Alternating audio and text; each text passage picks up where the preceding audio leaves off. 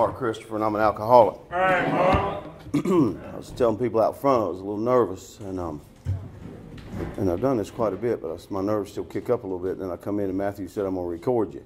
And I about melted down back there. Yeah, he did. He asked. I told him it's okay, but it made me a little more nervous.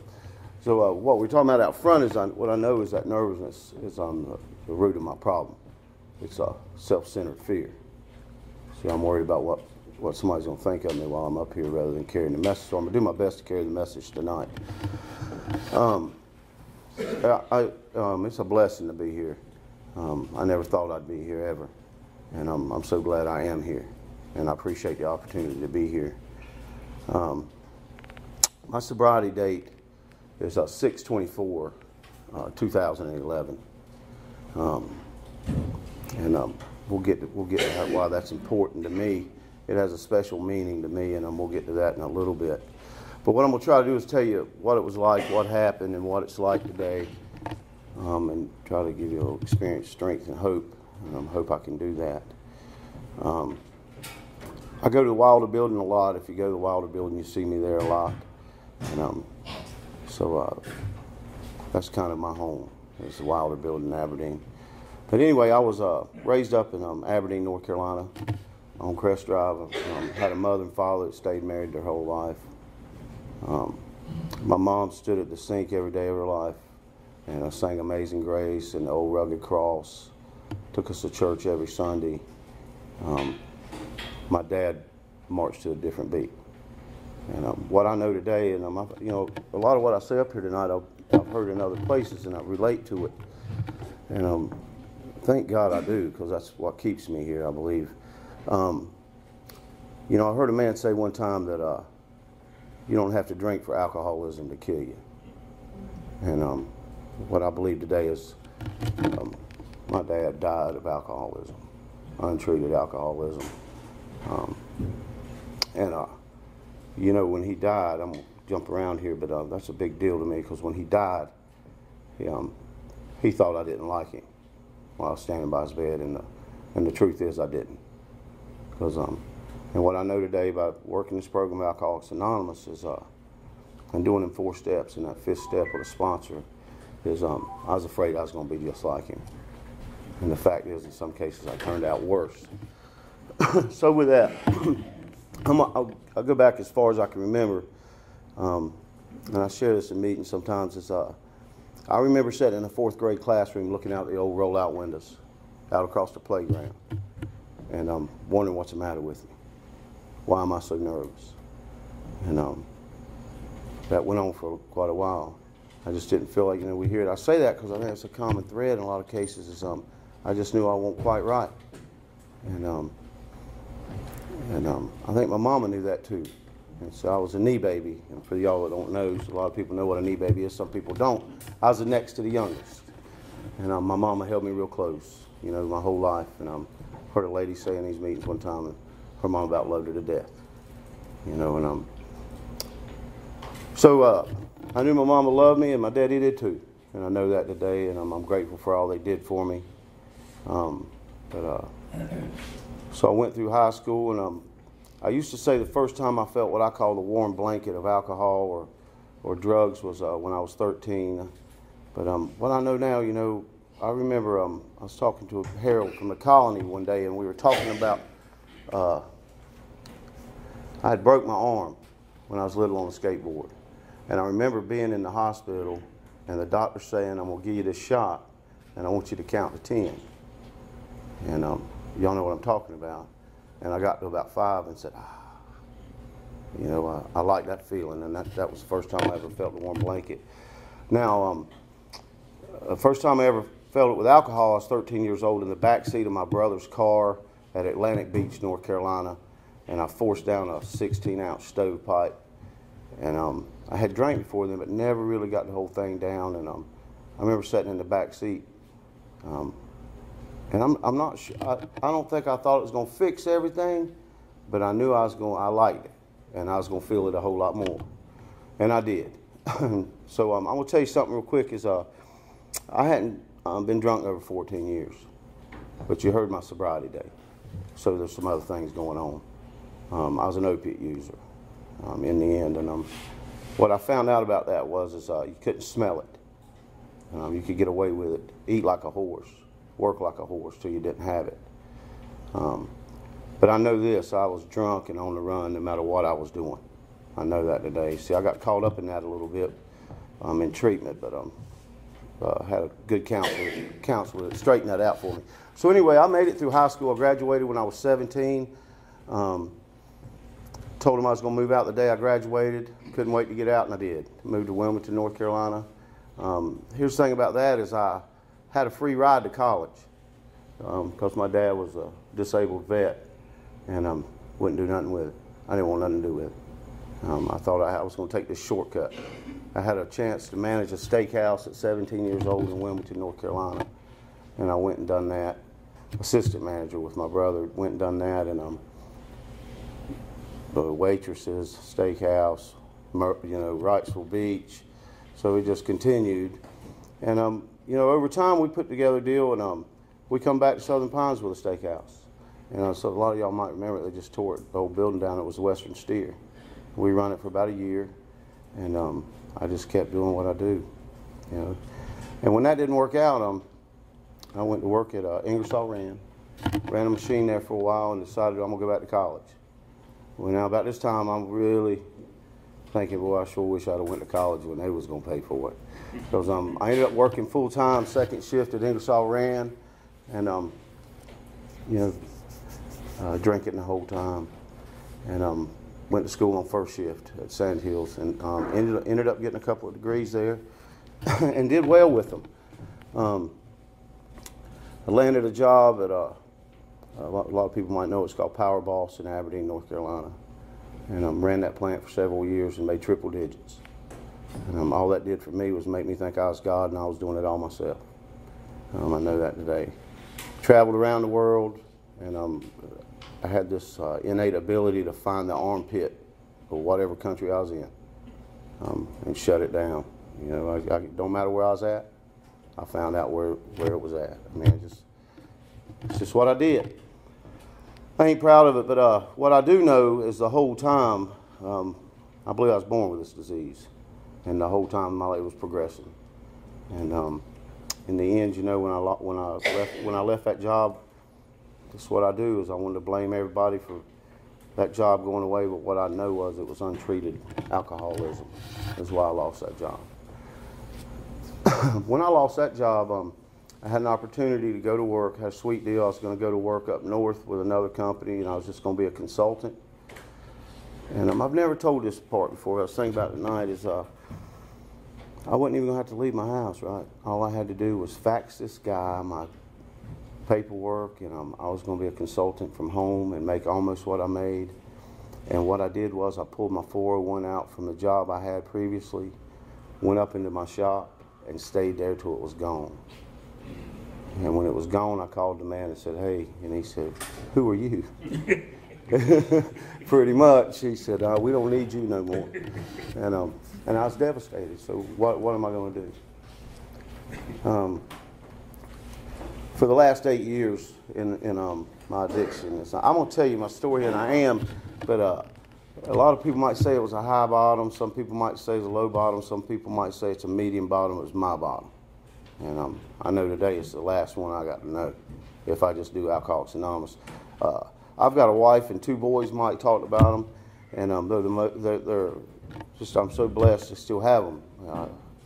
But I'll tell you this, with that being said, Alcoholics Anonymous is the most important thing in my life, because without that, I wouldn't have them. I went to a treatment, so here we go. This is how, that's kind of how it was. I did pretty good until it turned on me, and just, you hear people say it stopped working. It just I couldn't do it no more. Too much money, too much going away, and life was just out of control, totally unmanageable, emotionally insane is what I was, and I was just on the run constantly on the run, and so I'm gonna tell you what happened. I was doing what I did, and I had a couple guys in the car with me, and I'll tell you this, I've been charged with 16 felonies. I didn't get convicted of them all, but one's enough to get me in here, right? So here I stand. and thank God. So, it's probably saved my life. So I know it did. So I had been charged with 14 felonies, and just like we do with pretty good maneuvers, I got out of them, and got them reduced, and thought I was getting away with something, and I won't get away with nothing, because I just kept doing what I do. And then I got 2 more with 2 misdemeanors, and they're pretty serious. And when I got stopped, I'm going to tell you a little bit about what actually happened. Is I had something in my right pocket and something in my left pocket, and I had been stopped many times before and dealt with it many times before, and I knew what to do. I knew how to do it. And the guy got me out of the Jeep and patted me down, didn't find it. Said, stand over there, and he started searching my Jeep. And he's by himself. And that went on for about 20 minutes, and I'm standing there, and I fished what was in my right pocket out, and I ate it. And I didn't get that out of my left pocket. And he's still searching my Jeep. I got plenty of time to do it. I didn't do it. And the last thing he did before he was done, he said, come back over here. And he searched me, and he found that was in my left pocket. And when he got me in a truck, I'm not going to say his name because I'm being recorded. I didn't ask if I could. But this man I know today was the beginning of the rest of my life. He got me in his truck, had me in handcuffs, and he looked at me and he said, can't you see what you're doing to your family? He said, can't you see what's going on? And he said, go get some help, go to rehab. So he took me to jail, and I was in there, and you know, tough guy story, it's just the truth. I was on a pretty big bond, and you know, you hear people say it was up. It was up. I called my wife and started to lie. And she said, oh, no, I already know what you're in there for. You ain't lying to me no more. And what she told me was devastating. See, I've been married to my wife for 22 years. She was, you know, I married her right out of high school. And we had this great life until this thing turned on me. You know, it worked for me for a long time, and it turned on me. But she said, Mark, I'm going to file for separation. And she said, we have to be separated for a year to get a divorce. And she said, we'll see what you do about your problem in a year. And if ain't nothing changed, we're getting a divorce. And I'm like, hey, it devastated me. But let me tell you this about our married life is the last 8 years in addiction, I didn't even sleep in the bed with her. I slept on a couch because I couldn't get up and do what I wanted to do by sleeping in the bed. I heard a person say one time, I've never lived on the street. I hadn't. But I had a gutter, and it was my building out back. And that's where I lived. So anyway, when I was in jail, they got me out on house arrest. I think that's just because the jail didn't want to deal with it. You know, my blood pressure was going through the roof. I was detoxing. And, they got me out on house arrest, and I went to my mom's, and I called a lady and said, hey, I need to go away for treatment.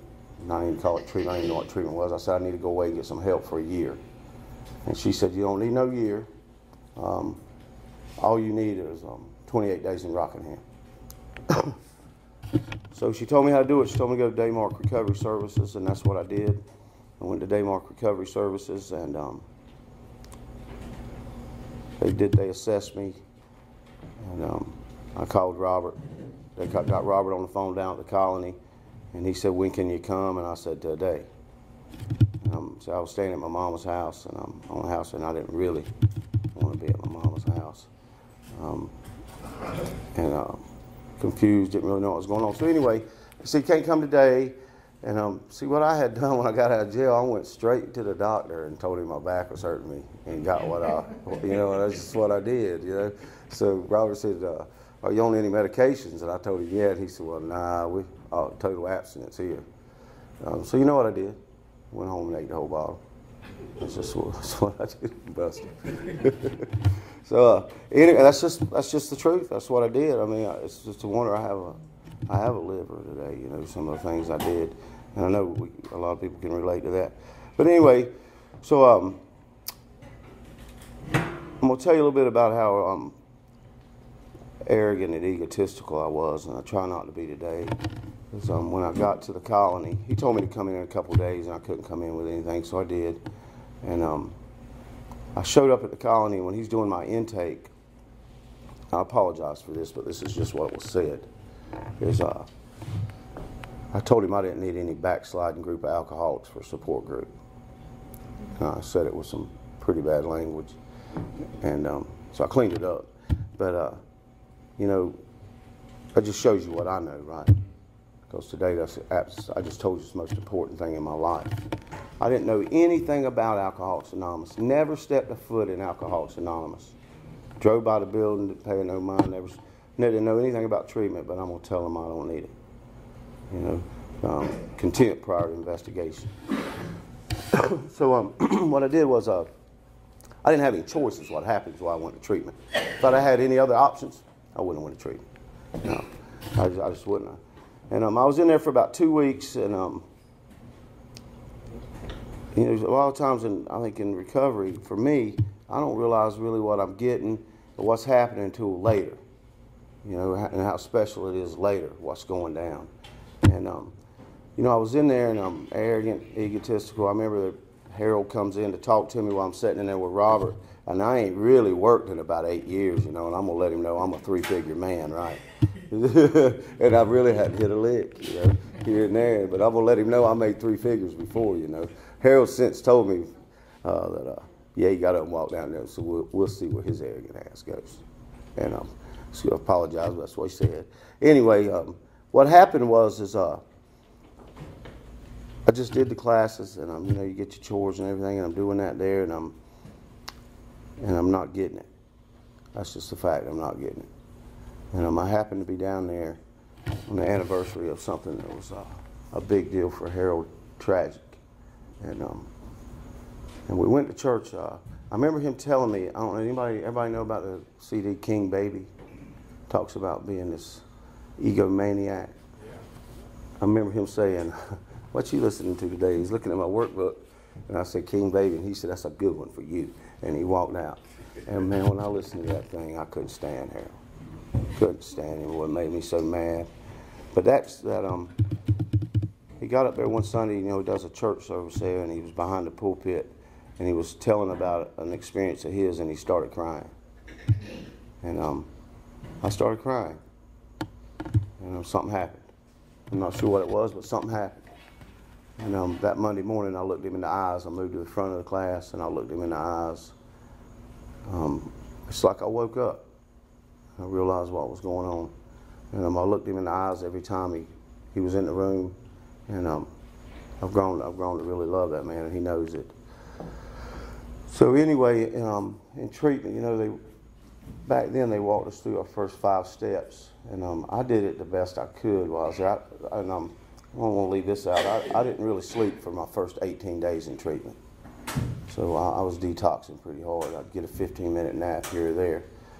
And to be honest with you, I was a little confused in there, just about how I ended up there, what's going on, what's happening.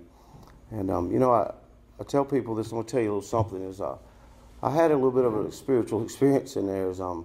I had this uncle when I was little that would pay me to mow his grass, and his name was David Jones. And he's one of those uncles that pay you too much money to mow his grass. And loved him. I loved him, you know. And when I was about 13, he fell and hit his head. He was a Methodist minister. He fell and hit his head in a bathtub, and it killed him. And I missed him. And I remember I dream about him every now and then. And I talked to my mom about it. And she'd say, "Well, that's okay, you know. You loved him, so you're thinking about him, whatever." Well, here's what happened. I'm sitting at the lunch tables at the colony, and you know, we have a guy down that comes and does a non-denominational service for us. And his name's Donnie. And I'm sitting there at these tables, and I'm really not sure what's going on, and I'm not sure I'm going to stay. I'm not sure what to do. And all of a sudden, I hadn't heard this man's name since I was about 13 or 14. I heard Donnie. I heard Donnie say David Jones. And again, it was one of those moments where I said, "What?" And I turned around and I asked him what he said, and he said, "Yeah, I worked with David Jones." And I said, "That was my uncle." See, today I believe that God said, "You're on deck." You know, keep him in treatment. And I get chills when I say that, so I stayed. And I know today that was a little bit of a spiritual experience for me. Now, what I do while I was in treatment, went through these 5 steps, and I did my 5th step with, I think, what I thought was the toughest guy in there, because I didn't want to miss anything. And it was Harold. And 3 or 4 hours, and I thought I had done it as best I could, and I probably did right then. What I believe treatment did for me was kind of got the guilt and remorse off my back long enough to get me into these rooms and get me to my sponsor. And that's exactly what it did for me, I believe. Is I couldn't have done it. Just coming in here, I just wouldn't have known what to do with this guilt and remorse, and they helped me clean it out, get that trash out of me so I could get in these rooms and get a sponsor. And I remember Robert asking me, we were in a meeting one day talking about higher powers, and he said, "Mark, you're going to be able to ask another man to be your sponsor?" And I was just honest, and I said, "I don't know." When I was in treatment, and when I was coming up about time to leave, I asked Robert, I said, "How do I get a sponsor in Aberdeen?" And he said, "Well, there's a man coming up here tonight, Tuesday night." He said, "Just ask him about it." And it was my sponsor, and it was Frank. And so he comes in, and see, I had met Frank one time before down there on Tuesday night, and I didn't care for him. And I really didn't. But anyway, he comes up, and I said, "So they tell me to see you about getting a sponsor." He said, "Adam Classic," he said, "Are you asking me to be your sponsor?" And I said, "Well, yeah."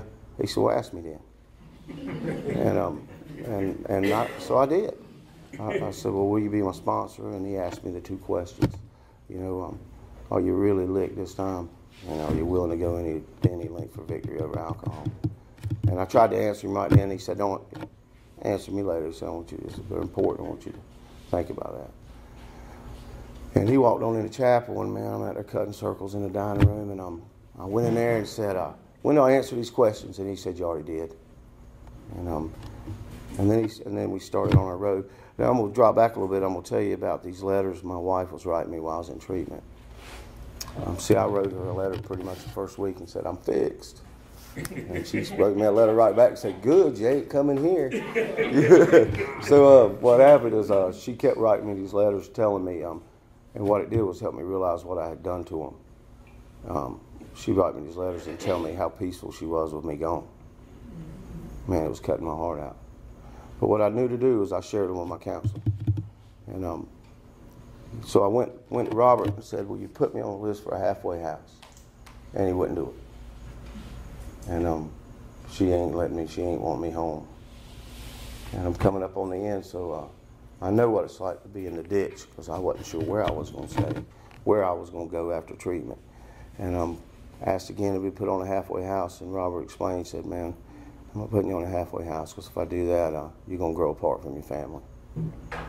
See, again, that's God doing for me what I couldn't do for myself. Normally, I would have not shared those letters with anybody, but I didn't know what to do, so I shared them with Robert. And he's reading them, and he's seeing that she's a good lady, and I got these good children. It's just she don't understand the disease that we have. So he wouldn't put me on this list, and she's telling me I can't come home. And it comes up to the 4th week. It's the 4th Friday. And I'm moving up on that Sunday, and I'm getting out on that Monday. And so I didn't know what else to do. I went and asked Harold, could I stay 28 more days? And Harold said, "Yeah, for $2,500 more."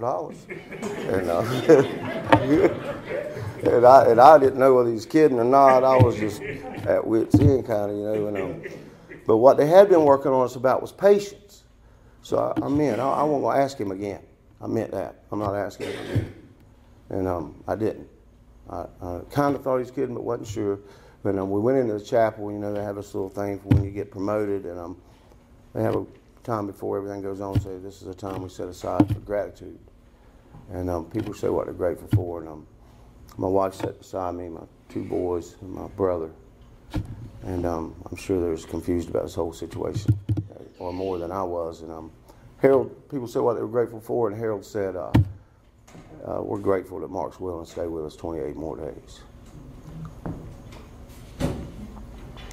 And I leaned over to my wife and said, "I'm going to stay." And she said, "We'll talk about it." And we walked outside, and she said, "We want you to come home." Now that's emotional for me, because that's a big deal. So when I went home, this was a house that I paid for a lot of it that I couldn't go to because of what I did. But when I went home, it was like I was a stranger. I had never been in this house without doing what I do. That's just the truth. And so what I did was what I was taught to do at the colony. I washed dishes by hand, even though we had a dishwasher. Stay busy. And you know, when in my late years of my addiction, my wife would get up and go to work, and I would lay on the couch. The word for it is trifling. I was just trifling.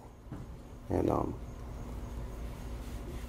so what I did was, there's a 7:30 early risers meeting in the Wilder building in Aberdeen. And I knew if I got up and would go down there and make coffee in the morning, I'd be out of the house before she went to work. And it was going to be a good meeting for me, but what I really did it for, so she wouldn't worry. And she'd know I was safe and in a meeting.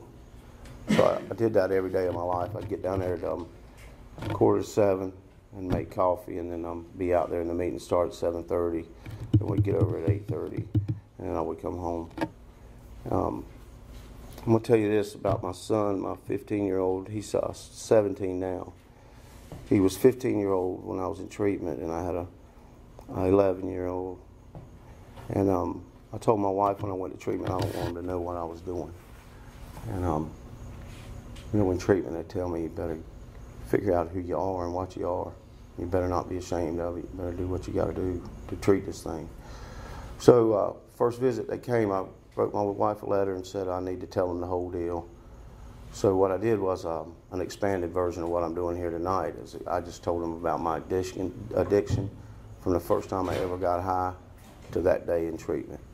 And just sat there and told them. She sat off to the side and listened, and I didn't leave anything out.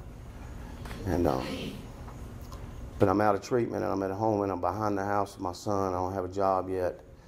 And I asked my 15-year-old, I said, "Are you ashamed of your daddy for being a junkie?" And just without skipping a beat, out of the mouths of babes, he said, "No, Daddy, if you hadn't done everything you've done, we wouldn't have the life we're going to have today." And that's the truth. I don't know where he got it from, but he was right. See, all that, I made a lot of money in my life, and I don't make that much money now, but I'm happier than I've ever been in life. That's the truth. I'll tell you another story. I own part of a motorcycle dealership in Burlington, North Carolina. And you know where Burlington is. It's a couple of hours by motorcycle. For a year straight, I rode motorcycle back and forth there every day, jacked up. And I'm not talking about Harleys or Hondas. I'm talking about ZX14s, ZX10s, GSXR 1000s, donor bikes, whatever you want to call them. They're fast bikes. And I rode them back and forth there every day of my life for a year. I got out of treatment, and I'm getting on a Kawasaki 900, pretty much a lead sled, to ride to the colony to a meeting. And I'm walking out, and my wife said, "Be careful on that motorcycle. I don't like you riding it." And I looked at her and I said, we talk about these moments of clarity. Here comes one. I said, "What are you talking about? I rode these motorcycles back and forth to Burlington for a year. And you never said nothing." And she said, "I didn't like you then."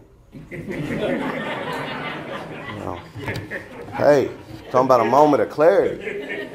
So I asked her, I said, "You wanted me dead?" She said, "I didn't say that. I just didn't want you around me." And, see, she loved me, but she didn't like me. We see that. I see that a lot today. The good news is she likes me again, and she loves me, right? Because of AA. So anyway, I get out of AA or out of treatment. I go into AA, and I've got this sponsor, and I'm scared. And I'm doing these meetings in the morning every day, 7 days a week, and I'm doing meetings every night. I'm still on house arrest, by the way, because I hadn't been to court yet. I got to hurry up here. I hadn't been into court yet, and I had these 2 felonies, and I had 2 suspended sentences, and I knew I was going to prison. And see, Frankie been working on me about this prayer. We say we don't pray for everybody. We know we don't pray for our own selfish end. It means we pray to be of service to others. So I just took that as, if I go to prison, it's going to be so. It might sound arrogant, but so if I go to prison, it's going to be so I can help another man find AA. That's what I decided. And come court time, I'm still on house arrest for about 5 months. And they're good about that. In the county, they let me go to the meetings, and as long as I was home by a certain time. And I went to court, and my attorney tells me, he says, Mark, you're pretty articulate. He said, if the judge asks you to say something, you better say something. And he meant it. And the judge come time for me to say something, and I stood up and I did AA. That's what I said. I told him I'd been to 144 meetings since I got out of treatment. I got up this morning and I prayed, and I didn't pray for this court to take it easy on me. I prayed for God's will to be done so I could serve God and another man. And pretty much, but basically what I told him after that was, what happens here today ain't going to be your will or mine, it's going to be God's.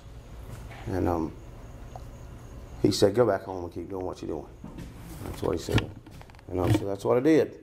Now, the reason I told the motorcycle story, and I'm going to tell you another motorcycle story. I was riding a CBR 600 down by the straw yard off of 211, and I hit a deer doing about 65, 70 mile an hour, and didn't get hurt. And I had back about 20 years ago, I had a pound of gunpowder blow up on me from the corner of that table to about where I am. And I ended up having to be flown to the burn center. And I had a couple other close calls with death, as I had a stick go through the roof of my mouth and just barely missed my brain. But I remember my mama saying, son, I don't know why, but God's keeping you around for a purpose. She meant she didn't know why. I was just doing my own thing. And see, I'm all in this book. If I look in this book, I'm all through this book. And this book tells me what that purpose is. I never knew what it was. And it's to serve God and another man and those around me. It tells me there's that purpose my mama told me about, That's huge for me. I have a purpose in life today. Today I'm the father that I thought I never could be. I'm the husband that I was scared I could never be. I used to be a liar, a thief, a criminal, a crook. I was a criminal. I knew what I was doing. I wasn't in blackouts. I knew what I was doing when I was young. And today I'm not. And the worst thing, the tough one to admit, is I was a coward. I was scared of life in general. I'd go around with a pistol in my car, in my back, in my pants, but I was a coward. That's just how it was. So when I come out of the treatment, everybody in treatment wants to be a counselor, right?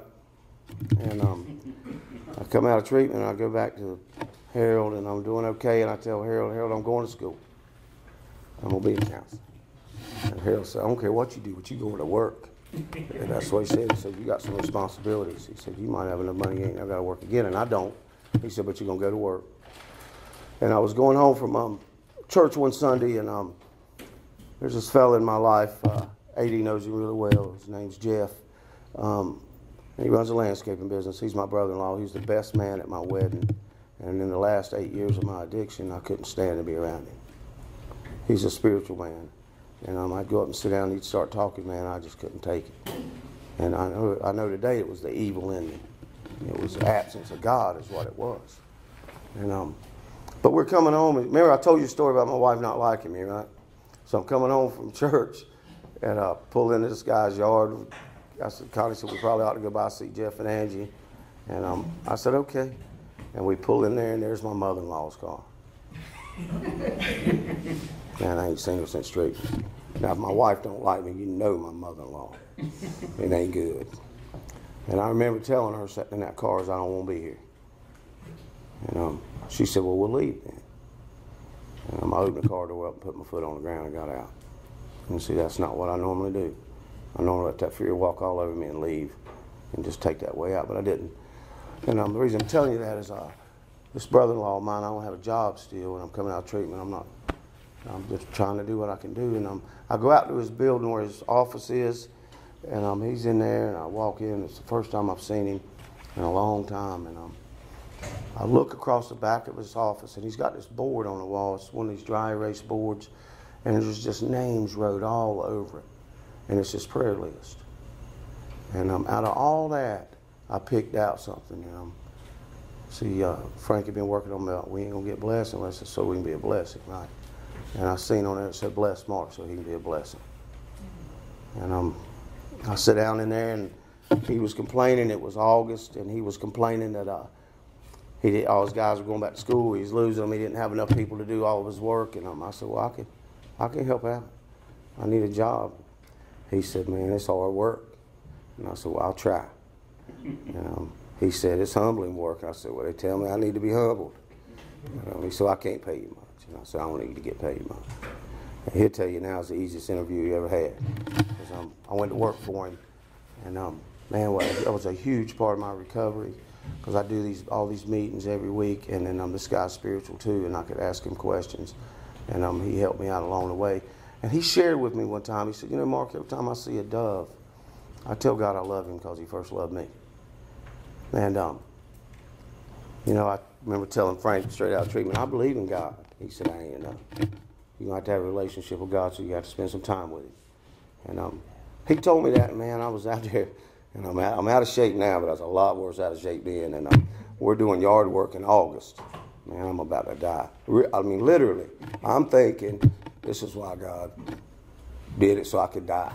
You know what I'm saying? 'Cause I'm not sure I'm having a heart attack, a stroke, or what. But I got these long pruners, and I'm pruning, and the wind blew. And he had told me that story about the dove, and I said, Frank's telling me I got to spend some time with God. I'm just going to tell God I love him every time the wind blows. You know? And that's what I started doing. That's how I started my relationship with God. And the wind blows a lot. And I talked to him a lot about that. And every now and then, still today, my mom just died 2 or 3 months ago, and we were putting her in the ground, and they were putting her in the ground, and the wind started blowing. You know, and I told God I loved him, you know. Now, my daddy, I made amends to him. I've worked these steps, and I've had what I believe is a spiritual awakening in his mind. That means I've had it as a result of doing these steps. So I'm going to go back to the story about wanting to be a counselor. I made my mind up I was just going to landscape. You know, there's a lot of recovery behind a lawnmower. I can tell you that, a blower on your back. You can do a lot of meditating when you're behind a lawnmower. So this guy that was going into treatment telling about how he used to make triple digits. I was mowing grass for $9 an hour. You know, I was happy. That's incredible. For me, I was happy. But so I made my mind up I was going to do that and maybe start my own landscaping business and make some money. And I got an opportunity to go down and work on Saturdays at the Colony down in Rockingham. And I've done that for a couple months, and I'm down there one Saturday, and see, I don't never know what God's will is. See, I'll try to do my thing, but God's going to do his thing. I know that for sure. And they call me back there, and I think maybe I'm in trouble for something I didn't do right. They offered me a job. And see, I get to do what I wanted to do today without ever going to school. I get to do it with Harold, you know. And Harold oversees everything I do, but that's a big deal for me, man. That's special. I get to work down there with these guys, and you learn to love it. I heard a long time ago, you ain't never gonna work a day in your life if you love what you do. And I'm gonna tell you, I don't work a day in my life right now because I love what I do. I love to work with those guys down there, and God just showed up for me in a big way. It says at the end of the chapter of the agnostic is we draw near to him, he'll reveal himself. Frank talks about seeking him. He'll show up. He shows up. Now today, share a little bit of, I do the same thing today I did from the beginning. I remember sitting across from Frank and saying, what are my chances? And he said, I've sponsored hundreds of people.